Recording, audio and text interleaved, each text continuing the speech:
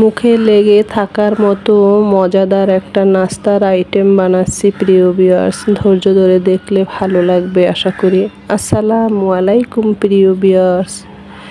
দেখুন আমি মজাদার একটা নাস্তা বানাচ্ছি, আর এইটা হলো তিল দিয়ে মজাদার একটা নাস্তা। প্রথমে গরম কড়াইয়ে তিলটা ভেজে নেব। আর এইটা খোসা ছাড়ানো তিল, আজকাল কিনতেই পাওয়া যায়, একদম ঝামেলা কোনো নেই, নিজের খোসা ছাড়াতে হয় না।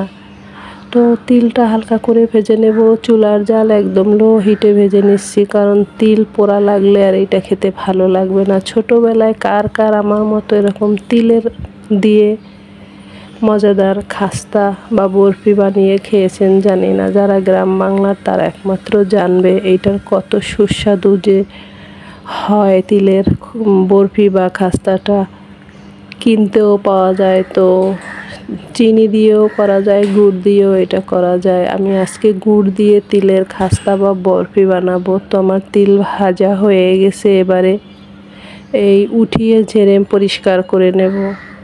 তো হয়ে গেছে আমার তিল পরিষ্কার করা। এবারে আমি এই গরম কড়াইয়ে আবার গুড় দিয়ে দিয়েছি, আর এই গুড়ের সঙ্গে নারকেল মিলিয়ে জাল দেওয়া আগেরই ফ্রোজেন করা ছিল। ওই বিভিন্ন সময় বিভিন্ন আইটেম পিঠা বানাই, তখন বেঁচে গেলে সেটা তো আর ফেলে দেই না, এভাবে রেখে দেই। তো কিছুদিন আগে পিঠা বানিয়েছিলাম, সেইখান থেকে এটা রয়ে গেছে। এখন আমি এতে একটু পানি দিয়ে জাল দিয়ে নেব, তাহলে দ্রুত সবগুলো একদম গলে যাবে। গুড় দিয়ে তিলের বরফি খুবই সুস্বাদু হয়, আর সঙ্গে তো নারিকেল আছেই। নারিকেল দেওয়াতে আরও দ্বিগুণ স্বাদ বাড়িয়ে দেবে এই বরফিটাতে। তো দেখুন নেড়ে চেড়ে আমি গুড় চুলার জালে গলিয়ে নিচ্ছি। গলানো হয়েও গেছে। দেখুন কালারটা কত সুন্দর আসছে, আর ভিতরে প্রচুর নারিকেল আছে। এই দেখুন দেখা যায় একদম মিহি করা নারিকেল। এইটাকে জাল দিয়ে একটা হালকা আসানো ভাব উঠলে নিয়ে নেব। উঠিয়ে এই যে দেখুন হয়েও গেছে আমার গুড় আর নারকেল জাল। এখন এর ভিতরে তিল দিয়ে দিচ্ছি, আর একদম সহজ এইটা বানানো। আর চুলার জালে এই অবস্থায় কিন্তু একদম অল্প করে রেখেছি, তা না হলে পোড়া লেগে যাবে। আগেই তো বলেছি যে এখন ধীর গতিতে নাড়ানাড়ি করে একটা আশ ভাব হলেই নামিয়ে নেব।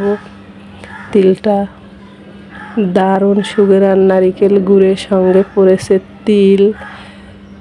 তো এইটা দিয়ে কিন্তু ঠিক সেম পদ্ধতিতে নাড়ুও করা যায়। তো আজকে আমি বরফি বানাবো, তাই আর কি নাড়ুর ব্যাপারটা আর থাক, ওটা দেখাবো না। হয়েও গেছে আমার তিলের আঁশ ওঠা। এখন নামিয়ে নেব। আর নামানোর আগে যেই প্লেটে এই তিলটা আমি বসাবো, সেইটা একটু তেল বা ঘিয়ের ব্রাশ করব। যেমন এই প্লেটে নামাবো, এখানে একটু ঘি দিয়েছি। এবারে ঘিটা প্লেটে ছড়িয়ে নেব, তাহলে এটা দ্রুত উঠে যাবে এবং খেতেও ভালো লাগবে ঘিয়ের সুগেরানে। উঠিয়ে নিচ্ছি, হয়ে গেছে আমার। দেখুন আশ হয়ে গেছে গুড়। এই অবস্থায় উঠালে ভালোভাবে জমবে একদম। তো সবগুলো আমি উঠিয়ে নিচ্ছি প্রিয় ভিউয়ার্স। খুবই মুখরোচক একটা তিল দিয়ে বরফি বা তিলের খাস্তা।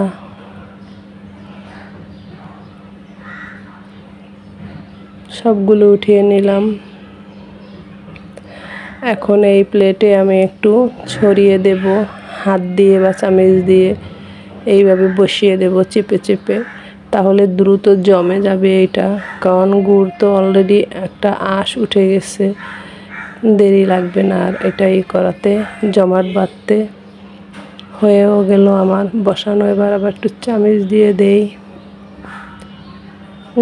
গরম তো, তাই হাত লাগানো যাবে না এখানে, তাহলে হাত পোড়া লেগে যাবে। যেহেতু আঠালো হয়ে গেছে গুড়টা, এভাবে চেপে চারিপাশে একটু সুন্দর করে বসিয়ে দিলেই হয়ে যাবে।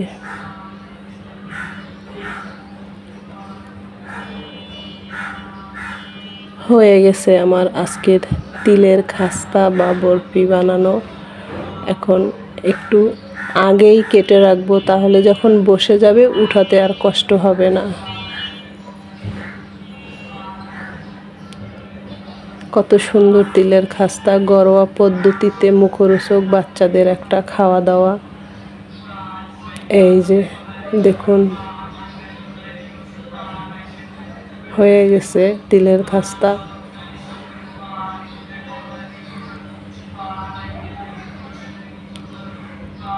খুবই সুস্বাদু মুখরোচক খাবার, আশা করি আপনাদের ভালো লাগবে। তো আজকের মতো বিদায় নিচ্ছি প্রিয় ভিউয়ার্স, আল্লাহ হাফেজ।